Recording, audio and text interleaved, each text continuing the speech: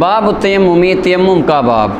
تیمم کے بارے میں، اس کے بارے میں صاحب مشکات رحمۃ اللہ علیہ کچھ باتیں آپ سے کریں۔ لغوی معنی تیمم کا قصد کرنا، ارادہ کرنا۔ فرمایا ولا تیمموا الخبیث منہ تنفقون۔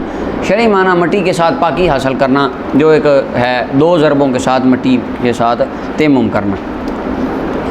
اچھا جی، پہلی فصل حذیفہ رضی اللہ عنہ فرماتے نبی صلی اللہ علیہ وسلم نے فرمایا ہمیں فضیلت دی گئی ہے لوگوں پر تین باتوں سے۔ کتنی باتوں سے؟ تین باتوں سے ہمیں دوسری امتوں پر اللہ تعالیٰ نے فضیلت عطا فرمائی ہے۔ نمبر ایک، جعلت صفوفنا کا صفوف الملائکہ، ہماری فرشتیں صفوں کی فرشتوں کی صفوں کی طرح بنائی گئی۔ پہلے لوگ جب بات وغیرہ کرتے تھے تو ان میں ترتیب بندی، صف بندی نہیں ہوتی تھی۔ یہ صف بنانے کا خاصہ اللہ نے ہمیں عطا فرمایا، اور جس طرح ہماری صفیں ہوتی ہیں فرمایا فرشتے بھی ایسے کھڑے ہوتے ہیں اللہ تعالیٰ کی بارگاہ میں صفیں بنا کے۔ اچھا جی، اور دوسری بات وجعلت لنا الارض کلھا مسجدا، ہمارے لیے ساری زمین مسجد بنائی گئی۔ پہلی امتوں کی نماز صرف کہاں پہ ہوتی تھی؟ ان کی مخصوص جو عبادت گاہیں تھیں اس کے اندر عبادت ہوتی تھی، باہر کر ہی نہیں سکتے تھے وہ۔ ہم بس میں جا رہے ہیں تو درود شریف پڑھ رہے ہیں، بس میں جا رہے ہیں، ٹرین میں بیٹھے نفلی نماز تہجد وغیرہ سواری پہ بھی پڑھ رہے ہیں، ایسے ہی ہے۔ محلے میں گھر میں پڑھ رہے ہیں، چھت پہ پڑھ رہے ہیں، مسجد میں پڑھ رہے ہیں، حویلی میں پڑھ رہے ہیں، ڈیرے پہ پڑھ رہے ہیں، جہاں دل کرے پڑھ رہے ہیں، پاک جگہ پہ۔ تو یہ صرف ہمارا خاصہ ہے امت مصطفیٰ کا۔ فرمایا وجعلت تربتھا لنا طہورا، اور ہمارے لیے ہماری مٹی کو پاک بنا دیا گیا ہے جب ہم پانی نہ پائیں۔ تیمم پہلے کسی نبی کی کسی امت کو ملا نہیں، یہ اللہ تعالیٰ نے خاص ہمیں عطا فرمایا۔ اور جب سیدہ عائشہ رضی اللہ عنہ کا ہار گم ہو گیا، آقا کریم علیہ السلام نے پڑاؤ ڈالا تو اس انتظار کی صورت میں پانی ختم ہو گیا۔ اب خارجی کہتے ہیں دیکھیں نہیں ہار گم گیا، اگر نبی پاک کو پتہ ہوتا تو ہار کیوں نہ ڈھونڈ لیا ہوتا۔ وہاں پہ بخاری شریف کے اندر ہے کہ وہ ہار تو بہانہ بنا پانی ختم ہونے کا، پانی ختم ہوا تو اللہ نے تیمم نازل کر دیا۔ تو صحابی کہنے لگے اے ابو بکر صدیق رضی اللہ عنہ کے خاندان والوں، ان کی آل تمہاری پہلے بڑی برکتیں تھیں، آج اللہ نے تمہاری برکت سے امت مصطفیٰ کو تیمم بھی عطا فرما دیا۔ تو اس میں صدیق اکبر رضی اللہ تعالیٰ عنہ آپ کے خاندان کی بھی اس کے اندر تیمم کے ساتھ بڑا گہرا تعلق ہے۔ اچھا، اب یہاں پہ ایک اور بات، کیا ہمیں صرف تین باتوں سے فضیلت دی گئی ہے؟ لیلۃ القدر بھی تو ہے، وہ بھی تو ان کو نہیں ملی۔ ملا علی قاری فرماتے ہیں یا تو اس وقت تک یہ تین چیزیں تھیں، اگر یہ نہ مانے تو اس طرح بعض اوقات ہوتا ہے کہ ہم بڑی بڑی تین باتوں کا ذکر کرتے ہیں۔ مثلا ہم کوئی بات کرتے ہیں، بڑا کام کرتے ہیں کہ میں جو ہے نا 5 نمازیں پڑھی، میں نے 5، 7 نفل شفل بھی پڑھے ہیں، وابین بھی پوری نماز ہے، لیکن میں نے بڑا 5 کو ہی جانا ہے، تو میں نے زیادہ موٹی موٹی چیز گنوا دی۔ بعض کا ہوتا ہے بندہ 2-3 چیزوں کا نام بڑی بڑی کا لیتا ہے، چھوٹی چھوٹی اندر خود ہی آ جاتی ہیں۔ شانیں تو ملا علی قاری فرماتے ہیں بہت زیادہ ہیں، لیکن یہ 3 وہ ہیں جو پہلے کسی کو ملی نہیں، اور یہ بڑی بڑی ہیں۔ اچھا جی، آگے عمران رضی اللہ تعالیٰ عنہ فرماتے، عمران ابن حسین فرماتے ہیں، یہ مشکات کی حدیث نمبر 526 سے آج ہم نے شروع کیا ہے، 27 پڑھنے لگے ہیں، 527۔ عمران ابن حسین فرماتے ہیں ہم سفر میں تھے نبی صلی اللہ علیہ وسلم کے ساتھ، آپ نے لوگوں کو نماز پڑھائی۔ جب نماز سے فارغ ہوئے پھرے تو اچانک ایک بندے کو نبی صلی اللہ علیہ وسلم نے دیکھا، معتزلین، جو الگ بیٹھا تھا۔ عزل کا معنی پتہ ہے؟ جدا، علیحدگی، عزل کرنا، وہ مسئلہ بھی فقہ کی کتابوں میں۔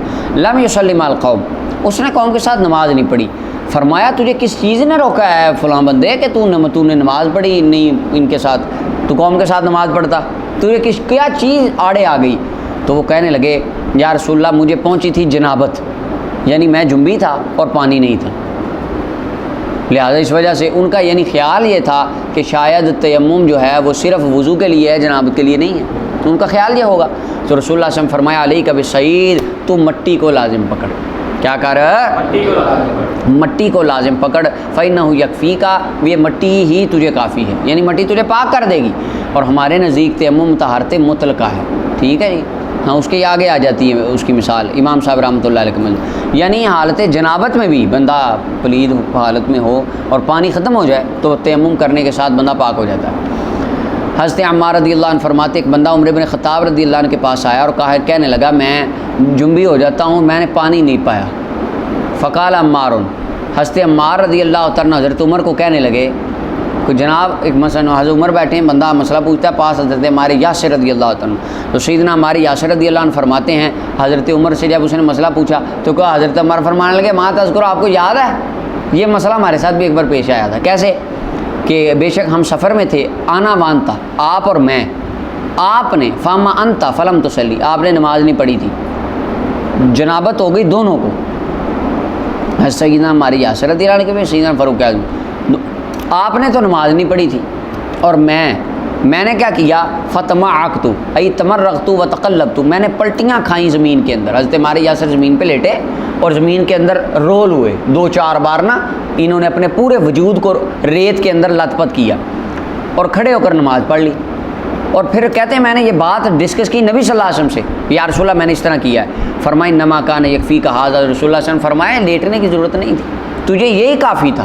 کیا پھر کر کے دکھایا، تو نبی صلی اللہ علیہ وسلم نے اپنے دونوں ہاتھوں کو زمین پر مارا، پھر ان میں پھونک ماری، جس طرح طریقہ ہے ہاتھ مارے یوں جھاڑے، پھونک مارے تاکہ مٹی ہاتھ سے اڑ جائے، منہ پہ لگے اور منہ خراب نہ ہو، اور ان میں پھونک ماری، پھر ثم مسح بہما وجہہ، پھر ان دونوں کو اس کے ساتھ اپنے چہرے کا اور ہتھیلیوں ہاتھوں کا حضور نے مسح کیا، فرمایا تجھے یہی کافی تھا، یعنی تیمم لیٹنے کا نام نہیں ہے، تیمم صرف چہرے اور بازوؤں کا بس ہو گیا۔ اسے امام بخاری نے روایت کیا اور فرمایا تجھے کافی تھا کہ تو مارتا اپنے ہاتھوں کو زمین پر، سم پھر تو پھونک مارتا۔ مفتی صاحب رحمۃ اللہ علیہ یہاں پہ ایک اور مسئلہ لکھتے ہیں، کہتے ہیں یہاں سے پتہ، مفتی صاحب فرماتے ہیں یہاں سے پتہ چلتا ہے میک اپ کرنا حرام ہے، عورتوں کا میک اپ حرام ہے، کیوں؟ کہتے ہیں اس کی وجہ حضور صلی اللہ علیہ وسلم فرمایا پھونک مار، پھونک اس لیے مارنے کا حکم دیا چہرہ نہ بگڑے، تو مفتی صاحب فرماتے ہیں پارلر میں اور جائے، باہر اور بن کے آئے، اتنا زیادہ منہ پہ میک اپ شکل بدل لینا یہ صحیح نہیں ہے، یہ سے یعنی میک اپ کی حرمت کا استدلال انہوں نے کیا، اللہ اکبر۔ پھر اپنے ہاتھوں کو اور ہتھیلیوں کا اور چہروں کا مسح کر لے۔ اگلی روایت ہے حضرت ابو جہیم ابن حارث ابن سمہ رضی اللہ عنہ فرماتے ہیں میں نبی صلی اللہ علیہ وسلم کے پاس سے گزرا، وہ جبول، حضور علیہ السلام کسی بیت الخلاء میں پیشاب فرما رہے تھے ساتھ، مجھے پتہ تھا، ان کو پتہ تھا نبی صلی اللہ علیہ وسلم، تو کہتے میں نے سلام کر دیا گزرتے گزرتے، حضور نے سلام کا جواب نہیں دیا۔ اچھا وہ جبول کا سچ مطلب یہاں پہ ایک انہوں نے دوسرا بھی بیان کیا، پیچھے گزر بھی گئی یہ روایت کہ وہ جبول کا مطلب ہے کہ رسول اللہ علیہ وسلم پیشاب فرما کے فارغ ہو چکے تھے، مثلا میں گیا تو ایک بندہ میں جاؤں تو یہ نماز پڑھ کے بھی بیٹھا ہی ہو، سلام پھیر کے بیٹھا ہی ہو، تو میں آ کے کہوں کہ بھائی میں کل گیا اس کے پاس تو وہ اس ٹائم بس نماز پڑھ رہا تھا، حالانکہ نماز پڑھ کے فارغ ہو چکا تھا، چونکہ قریب تھا، تو ایک یہ مطلب ہے کہ رسول اللہ صلی اللہ علیہ وسلم پیشاب مبارک فرما کے فارغ ہوئے ہی تھے تو میں پاس سے گزرا، یعنی وہ آقا کے وسلم آ رہے تھے، واش روم سے آ رہے تھے، مجھے پتہ چلا کہ تو میں نے سلام کیا، آپ نے جواب نہیں دیا، حتیٰ کہ کھڑے ہوئے ایک دیوار کے پاس آپ نے اپنے عصا کے ساتھ اس کو تھوڑا سا کھرچا، پھر اپنے یعنی مٹی، وہ دیوار سخت تھی، تھوڑا سا اس کو نرم اس کی مٹی نکالی، پھر ہاتھ مارے دیوار پر، پھر اس کے ساتھ تیمم کیا، چہروں کا مسح اور چہرے کا مسح اور کونیوں کا، ہاتھوں کا، پھر مجھے سلام کا جواب دیا۔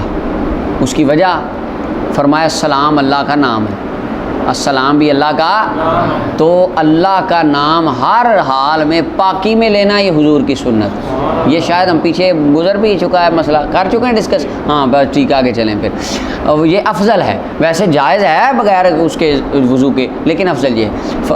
آگے صاحب امام مشکات فرماتے ہیں، خطیب تبریزی کہتے ہیں میں نے اس روایت کو صحیحین میں نہیں پایا، نہ حمیدی کی کتاب میں، یہ تو شرح سنا کی روایت ہے، یہاں سے اعتراض کر رہے ہیں، فصل پہلی ہے، فصل پہلی فصل میں کون سی روایت آتی ہے؟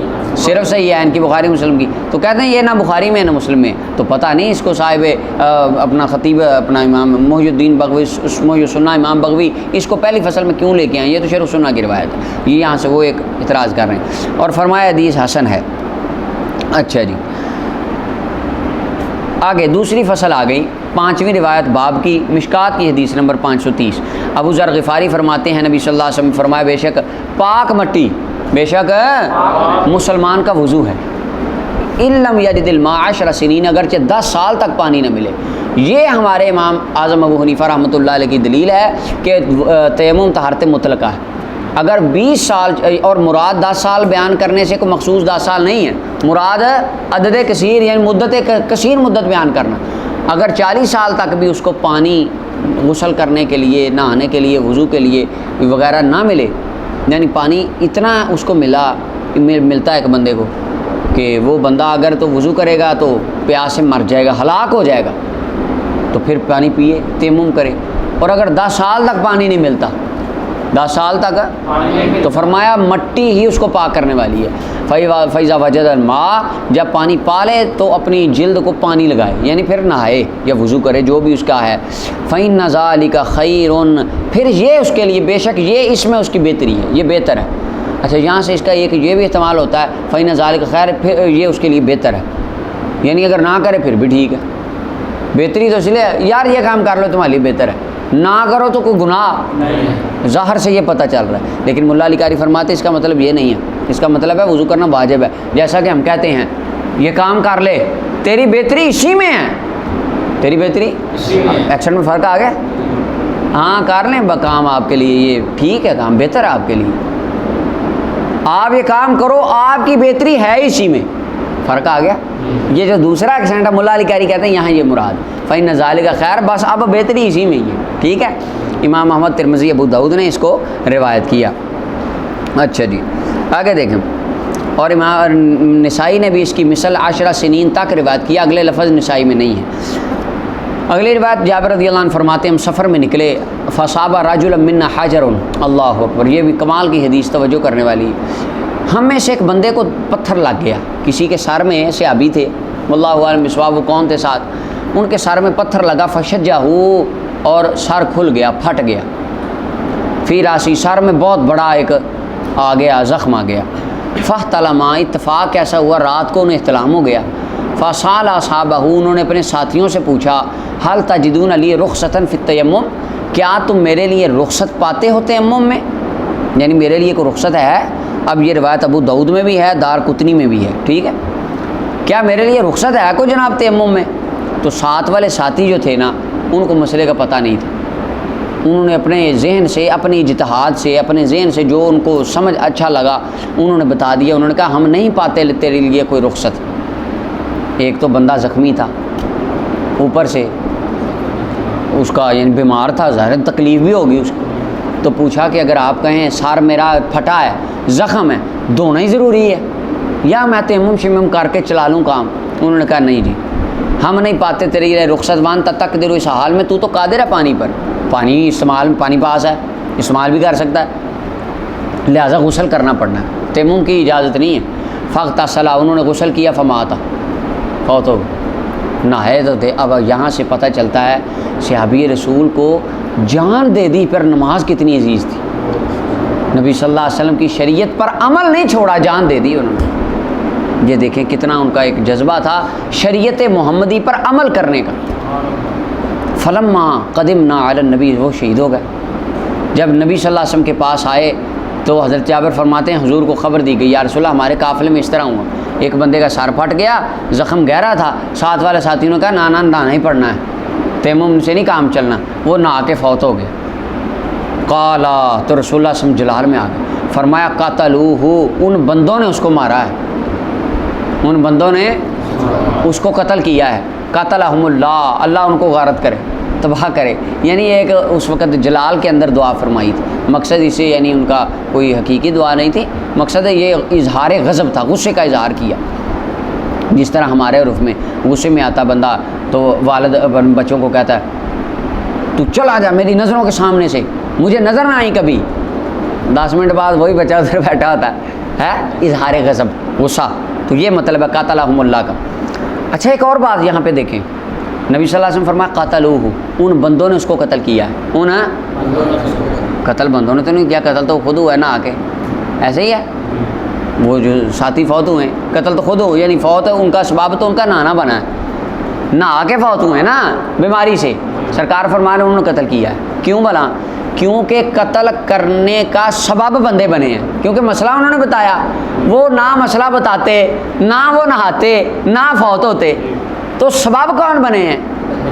بندے مسئلہ بتانے والے، تو سرکار ڈائریکٹ فوت ہونے کی، مرنے کی نسبت ان کی طرف کرنے کہ انہوں نے مارا ہے، یعنی اگر کوئی بندہ کسی چیز کا سبب بنے اس کے سبب سے کوئی کام ہوا ہو، ڈائریکٹ سبب کی طرف نسبت کرنا جائز ہے. سمجھ نہیں آئی آپ؟ ڈائریکٹ جائز ہے. اب بندوں نے قتل نہیں کیا، بلکہ بندے تو سبب بنے. انہوں نے مسئلہ بتایا، انہوں نے وہ نہا لیے، قتل ہو گئے، ان کا مسئلہ بتانا سبب بنا. سرکار نے ڈائریکٹ ان کی طرف نسبت فرما کے فرمایا انہوں نے قتل کر دی. ایک بندہ جائے داتا صاحب کے دربار پہ دعا کرے، یا اللہ یہاں پہ کھڑے ہو کے دعا کرنے کی برکت سے اپنے پیارے بندے کے وسیلے سے مجھے اولاد عطا فرما، میرے پہ رحمت فرما، میرا یہ کام ہو جائے، میں عمرے پہ چلا جاؤں، میں باہر کے ملک چلا، جو بھی بندے دعائیں کرتے ہیں اس کی دعا ہو جائے قبول، وہ چلا جائے، بعد میں وہ جا کے کہے یہ تے داتا صاحب دے کرم نال ہویا ہے سارا کچھ، یہ جائز ہے. کیونکہ سبب داتا صاحب کا داتا صاحب بنے.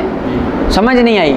سبب داتا صاحب بنے ہیں تو یہاں پہ بھی سبب بندے بنے ہیں، مارا نہیں بندوں نے، کام اللہ نے کیا ہے لیکن سبب داتا صاحب بنے. تو ڈائریکٹ داتا صاحب کی طرف نسبت کرنا جائز. یہ مجازی نسبتیں ہیں. سبب بول کر مسبب مراد لینا اہل علم آپ کی یہ ٹرمنالوجی جو آپ کی ٹرم استعمال ہم کرتے ہیں بلاغت کی کتابوں میں، سبب بول کر مسبب مراد لینا جائز ہے. اور صحیح بخاری کے اندر اس کی کئی مثالیں جو فتح الباری ہے اس پہ میں نے لگائے ہوئے، بڑے حوالے جاتے ہیں اس کے. تو خیر یہ ضمن میں بات آ گئی. حضور علیہ السلام جلال میں آگے فرمایا انہوں نے قتل کر دیا اس کو، اللہ ان کو قتلہم اللہ. کیوں نہیں انہوں نے پوچھا جب وہ جانتے نہیں تھے؟ یعنی اس کے اندر یہ بھی ہے کہ اگر کسی مسئلے کا پتہ نہ ہو تو خود سے نہیں بتانا چاہیے، پوچھ لینا چاہیے. فإنما شفاء العی السوال، بے شک لا علم کی شفا سوال ہے. لا علم بندہ، لا علمی ایک بیماری ہے، نا علم کا نہ ہونا جہالت یہ ایک بیماری ہے. اس کی شفا کیا ہے؟ سوال. پوچھیں اسے اس سے پوچھ کے. مولا علی پاک فرماتے تھے علم خزانہ ہے، علم ایسا خزانہ اس کو تالا لگا ہوا ہے، اس کی چابی سوال ہے. چابی لگاؤ گے تو علم کھل جائے گا. کیا مطلب؟ سوال کرو گے تو علم آنے لگ جائے گا. انما کان یکفیہ، فرمایا اس کو کافی تھا یہ کہ وہ تیمم کرتا. وہ کیا کرتا؟ بندہ تیمم کرتا اور پٹی باندھ دیتا اپنے زخم کے اوپر، ایک پٹی کپڑے کی، پھر مسح کرتا پٹی کے اوپر. امام اعظم ابو حنیفہ بھی یہی فرماتے ہیں، اسی حدیث سے فتویٰ آپ دیتے ہیں کہ اگر کسی کے زخم ہے، پٹی ہے، تو پٹی کو دھونا نہیں بلکہ پٹی کے اوپر مسح کر لیں، آپ کا ہو جاتا ہے. باقی آزاد دھو لیں، جہاں پانی پہنچایا جا سکتا ہے، جہاں نہیں وہاں مسح کر. فرمایا پھر اس کے اوپر مسح کر لیتا اور باقی سارے جسم پر غسل کر لیتا، پانی بہا دیتا. یعنی گردن سے نیچے سارے جسم کو پانی سے نہا لیتا، اور سر میں اگر گہرا زخم تھا تو پٹی باندھتا اور پٹی کے اوپر گیلا ہاتھ پھیرتا تو اس کا غسل ہو جانا تھا.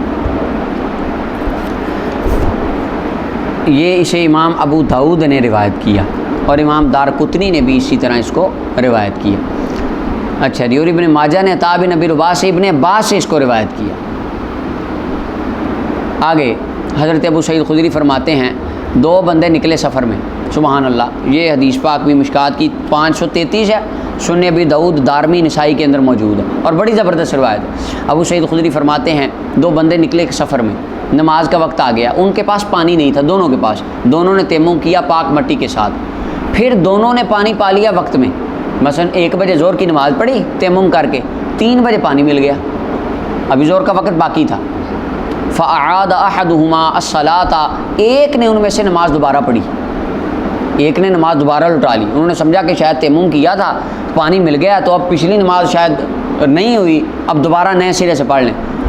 ان میں سے ایک نے نماز لٹا لی وضو کے ساتھ، ولم یعد الاخر، دوسرے نے نہیں لٹائی. اس نے کہا ہو گئی ہے، بس ایک بار جو پڑھ لی وہ ہو گئی. ثم آتا یا رسول اللہ صلی اللہ علیہ وسلم، دونوں صحابی نبی صلی اللہ علیہ وسلم کی بارگاہ میں آئے. فذکر ذلک، دونوں نے آ کے ذکر کیا حضور کی بارگاہ میں، یا رسول اللہ ہمیں پانی نہیں ملا اور وقت میں پانی مل گیا، تیمم کر کے ایک بار نماز پڑھ لی تھی، انہوں نے وضو کر کے دوبارہ پڑھی، میں نے نہیں پڑھی. فقال، نبی صلی اللہ علیہ وسلم نے فرمایا یہ اجتہاد، یہ کیا ہے؟ آج ہم کہتے ہیں کہ 4 امام حق پہ ہیں، چاروں اماموں کا اپنا اجتہاد ہے. ایک خارجی کہنے لگا 4 کیسے حق پہ ہیں؟ حق پہ تو ایک ہی ہوتا ہے. اب یہ دیکھیں، ایک مسئلہ اور کر رہا ہے، دوسرا ایک وضو کر کے نماز لٹا رہے ہیں، دوسرے نہیں لٹا رہے. سرکار کیا فرما رہے ہیں دیکھیں ذرا.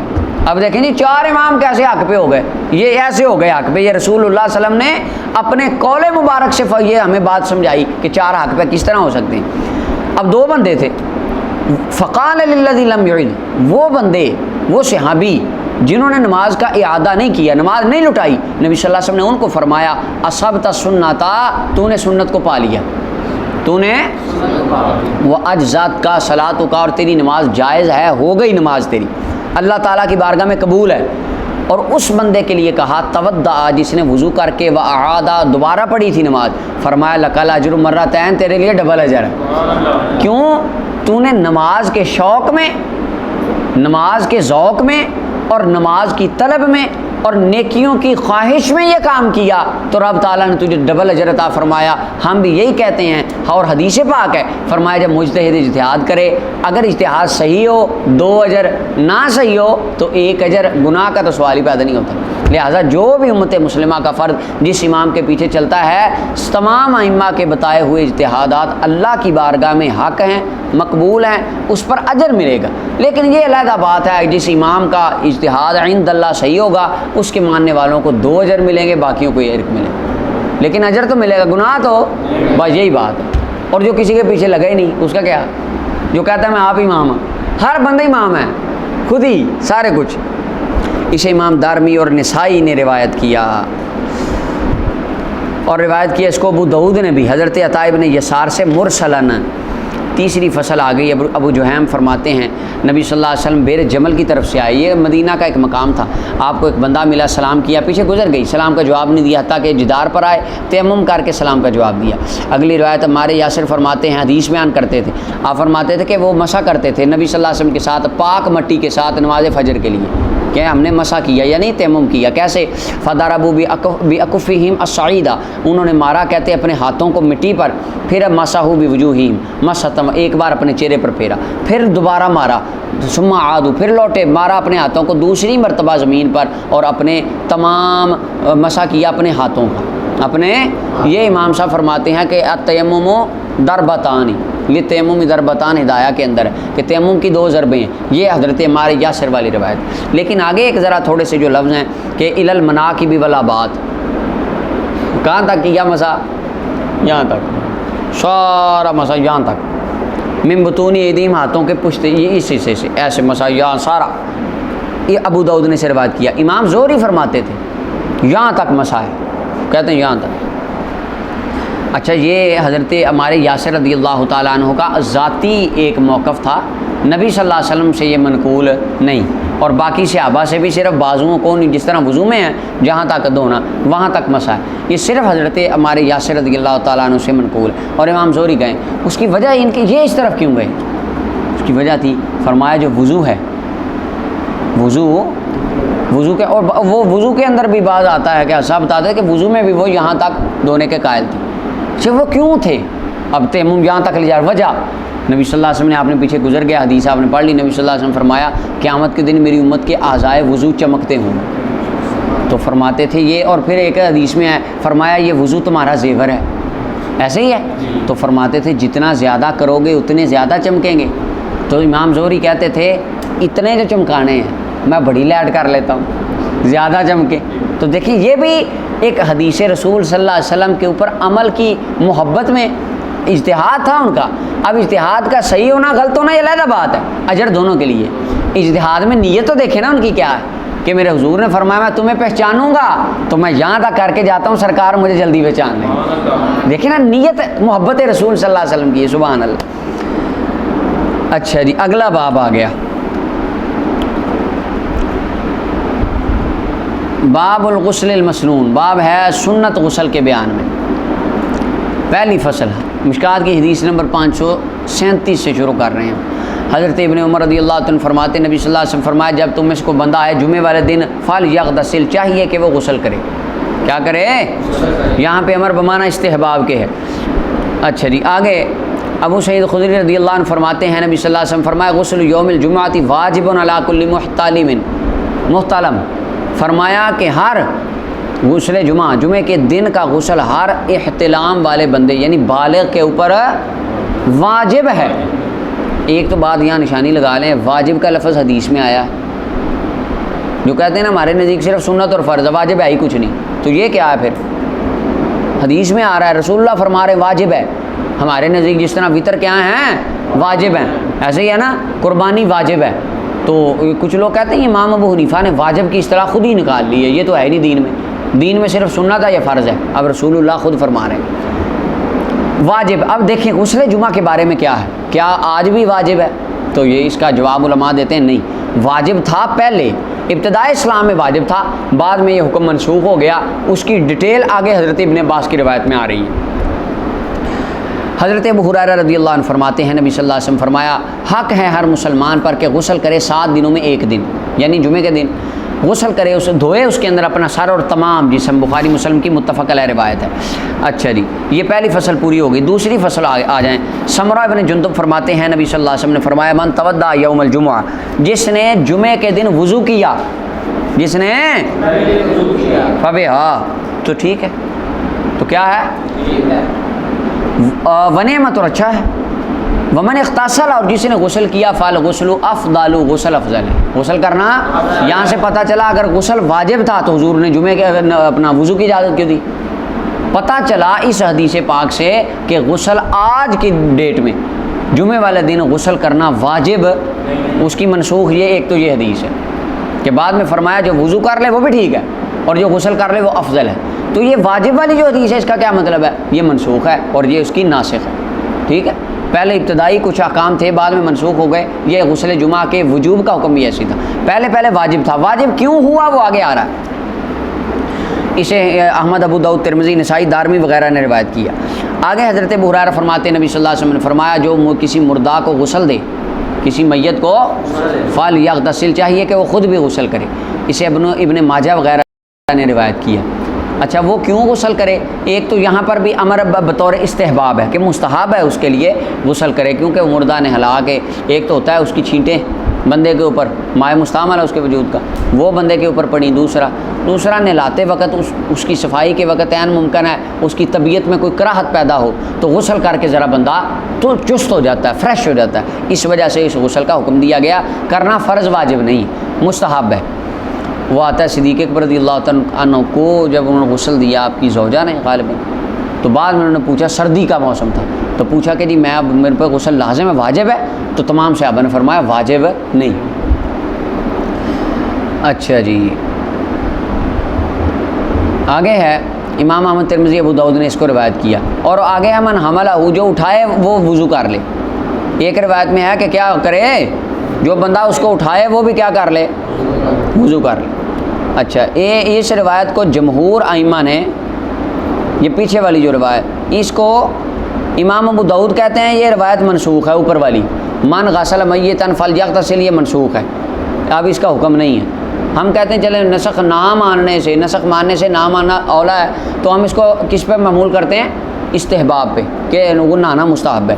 اگلی جو روایت ہے جو میت اٹھائے وہ وضو کرے، یہ اس کے بارے میں جمہور ائمہ کہتے ہیں کہ یہ ضعیف روایت ہے، یہ صحیح نہیں ہے۔ اچھا جی، لیکن فضائل اعمال کے اندر ضعیف روایت بھی معتبر ہے، اس کی بے شمار مثالیں پیچھے گزر گئیں۔